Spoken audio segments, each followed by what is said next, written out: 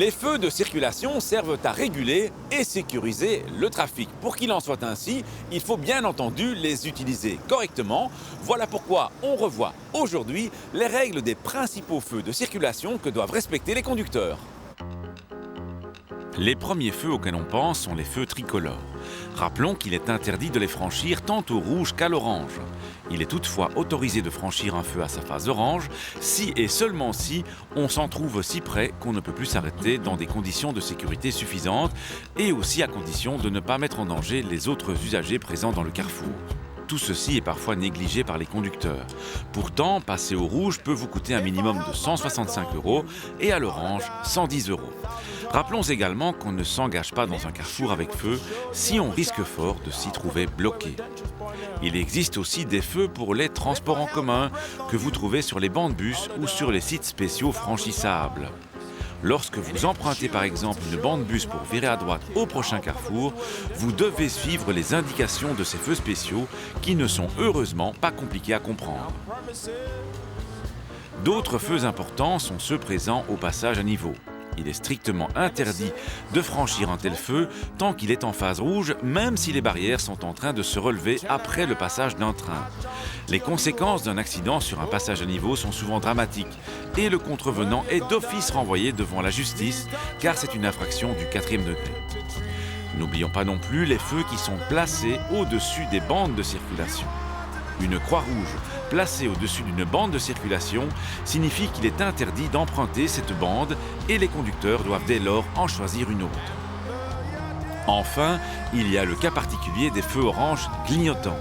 Vous en trouvez qui sont permanents et qui ont pour but d'accroître votre attention à l'approche d'une situation à risque.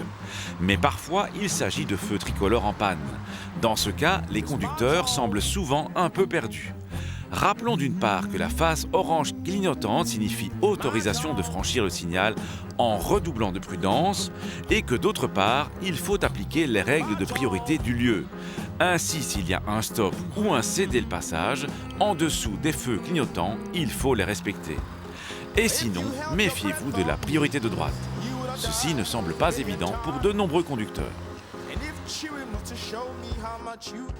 Vouloir gagner quelques secondes en brûlant un feu comporte des risques, c'est bien entendu vrai pour des véhicules à moteur, mais c'est aussi vrai pour les piétons et les cyclistes dont on n'a pas parlé dans le sujet. Quant à s'engager dans un carrefour en sachant qu'on va peut-être s'y retrouver immobilisé, c'est un important frein à la mobilité des autres et c'est donc un manque de courtoisie.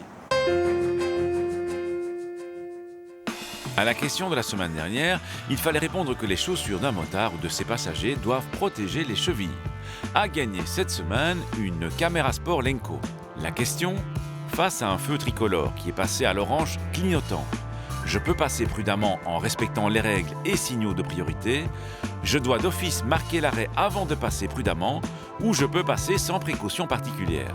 Soit vous téléphonez au 0905 56 493, soit vous envoyez un SMS au 6020 en tapant contact 1, 2 ou 3 et vos coordonnées. Après un dépassement, la règle générale est de demander à tout conducteur de se rabattre ensuite à droite, et ce y compris sur autoroute, où un conducteur ne pourra différer le moment de se remettre à droite que s'il effectue aussitôt un nouveau dépassement.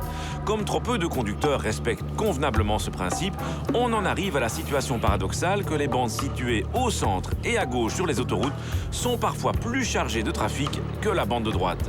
Monopoliser inutilement une bande dédiée au dépassement est non seulement une cause d'encombrement, mais également une source d'irritation mal vécue par de nombreux conducteurs. À la semaine prochaine et d'ici là, bonne route!